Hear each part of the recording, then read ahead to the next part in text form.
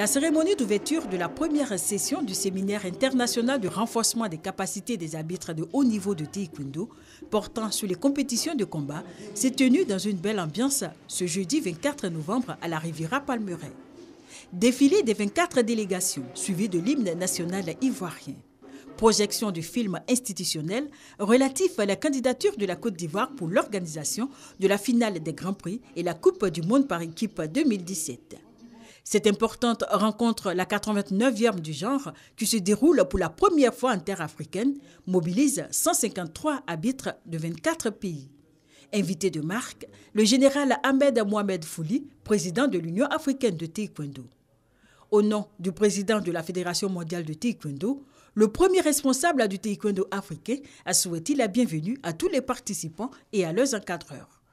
Il a adressé un véritable satisfecit au président Bamba-Chek Daniel pour son investissement personnel dans le développement du taekwondo ivoirien et africain et a félicité l'encadrement technique. Le président Bamba-Chek Daniel a également rendu un vibrant hommage au général Ahmed Mohamed Fouli et lui a offert un somptueux boubou. Cette première session concerne l'arbitrage de compétitions de combat. Les travaux sont dirigés par les experts de la Fédération mondiale de taekwondo. Les instructeurs et les impétrants ont planché essentiellement sur les règles de compétition et les critères de notation des combats. Les cours théoriques soutenus par des illustrations ont insisté sur les nouvelles règles en vigueur lors des compétitions officielles de la Fédération mondiale du taekwondo.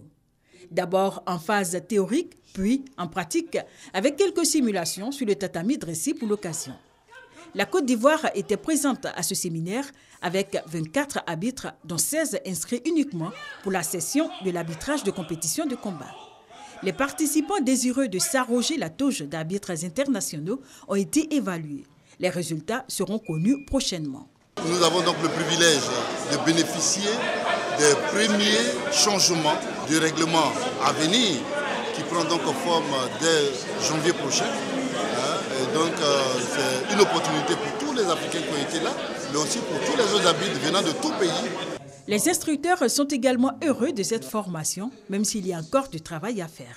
C'est la première fois qu'on a enseigné les nouvelles règles qui viennent d'être votées au Canada la semaine dernière. Avant l'Europe, avant l'Asie, avant le continent Paname, la formation a eu lieu en Afrique. Et on a pu voir un engouement incroyable, une volonté d'apprendre formidable.